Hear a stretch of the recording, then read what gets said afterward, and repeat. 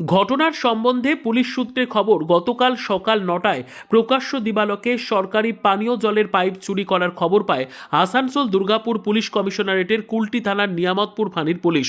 নিয়ামতপুর ফাঁড়ির পুলিশ গোপন সূত্রে খবর পেয়ে নিয়ামতপুর স্থিত ইস্কো বাইপাস রোড সংলগ্ন শিশু তীর্থ স্কুলের পাশে মাঠে রাখা আসানসোল পৌর নিগমের পানীয় জলের পাইপ চুরি করতে হাতে নাতে ধরা পড়ে ৩ জন, সাথে একটি হাইড্রা এবং একটি 12 চাকার ট্রাক। পুলিশ সূত্রে জানা যায়, গ্রেপ্তার ৩ জন হাইড্রা চালক ইমরান আনসারি, বাড়ি নিয়ামতপুর নবীনগরের বাসিন্দা। তার সঙ্গে থাকা হাইড্রার হেল্পার ইনজামাম আনসারি, বাড়ি কুলটির শাক্তরিয়াতে, এবং ট্রাক চালক প্রেমচন্দ্র প্রসাদ, বাড়ি জামুরিয়া থানার নর্থ শিয়ারশোলে। অভিযুক্ত ৩ জনকে আজ দুপুরে আসানসোল জেলা আদালতে তোলা হয়। তাদেরকে 7 দিন পুলিশ হেফাজতে নেওয়া হবে বলে পুলিশ সূত্রে জানা যায়। কাজল মিত্রের রিপোর্ট, নিউজ সমাজহিতৈষী। না, পাইপটা আসলে চুরি হয়নি। তার আগেই পুলিশের তৎপরতা এবং পুলিশের উদ্যোগে সেটা ধরা পড়েছে, চোর ধরা পড়েছে।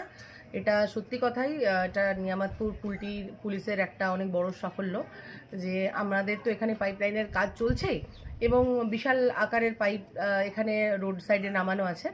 তো আমরা যেটা শুনলাম যে গতকাল একটা বড় ট্রাক দিয়ে, হাইড্রা দিয়ে সেই সমস্তগুলো লোড করা হচ্ছিল। যখন তাদের লোকাল লোকজনের সন্দেহ হয়, তারা পুলিশের খবর দেয়, পুলিশ আসে এবং তারপর তাদের কাছে চালান ইত্যাদি যা যা ডকুমেন্টেশন দরকার একটা গাড়ি চালাবার জন্য রোডে, তো সেগুলো দেখতে চায় এবং তারা কোনোটাই দেখাতে পারেনি এবং তার কোনো সদর্থক উত্তরও দিতে পারেনি।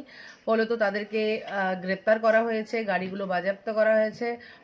তো এক্ষেত্রে আমি কুর্নিশ জানাই আসানসোল দুর্গাপুরের পুলিশ আধিকারিকদেরকে এবং বিশেষ করে নিয়ামতপুরের অখিল মুখার্জি সহ কুলটি আইসি কৃষ্ণেন্দু বাবুকে, যাদের তৎপরতায় কোনো কিছু ঘটনার ঘটার আগেই সেটাকে আটকানো গেল।